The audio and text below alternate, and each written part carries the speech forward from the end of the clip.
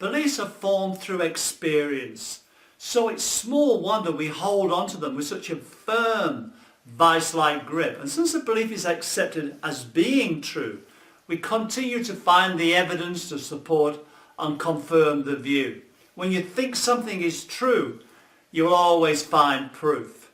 Now, we make such a huge unconscious investment in our beliefs. We rarely stop and ask, is this belief actually true? Does it even make sense? Has it outlived its purpose? Hi, I'm Mike Lally of KnowYourMind.com. Welcome to part 3 of how to change beliefs.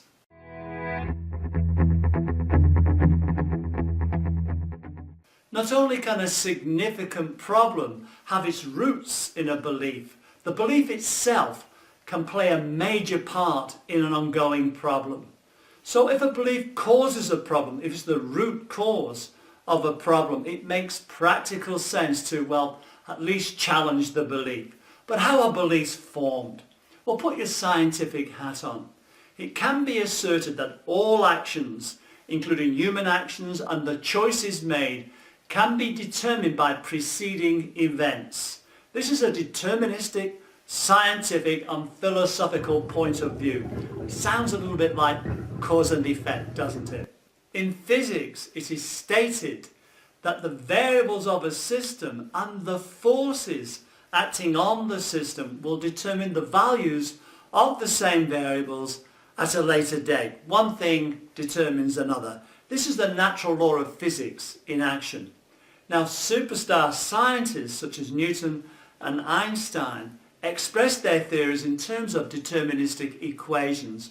Mind you, it does raise a question whether freedom of choice actually exists. Now, in deterministic physics, all processes can be deemed as being time reversible. Now, this ultimately means that all processes can be reversed through time, although with some phenomena this is hotly disputed. Beliefs are not facts. Generally, they can't be proven. I am a slow learner kind of thinking, but they do become self-fulfilling prophecies. Now, it does make sense to accept cause and effect, very much in the vanguard of NLP thinking, but a scientific approach to beliefs doesn't always fit nicely, since an emotional response can't really be proven. Now, men are from Mars and women are from Venus, as we know. Now, the consequences of how we think, how we feel and how we act produces our behaviour. And it's all based on what we believe to be certain, what we believe to be true. Many beliefs have outlived their usefulness. They should be jettisoned.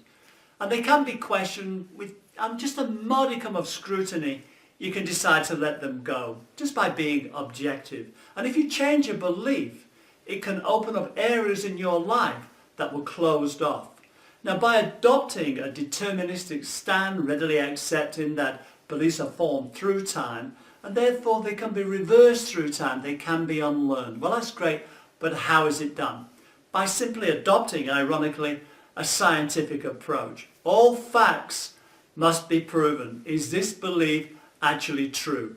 Start by writing down your beliefs, particularly your limiting beliefs. Don't just think it, ink it. What you measure you can change. Keep this process quite simple for the time being. We'll be covering more on limiting beliefs as we go along.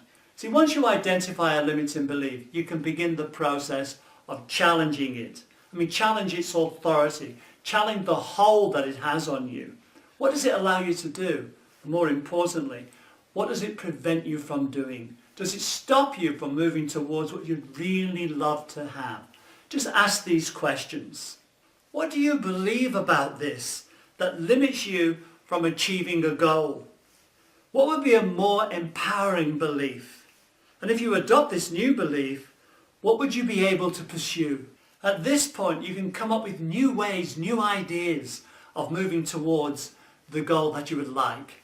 Now, you can reinforce this by adopting the new belief 100%. Absolutely take it on and absorb it.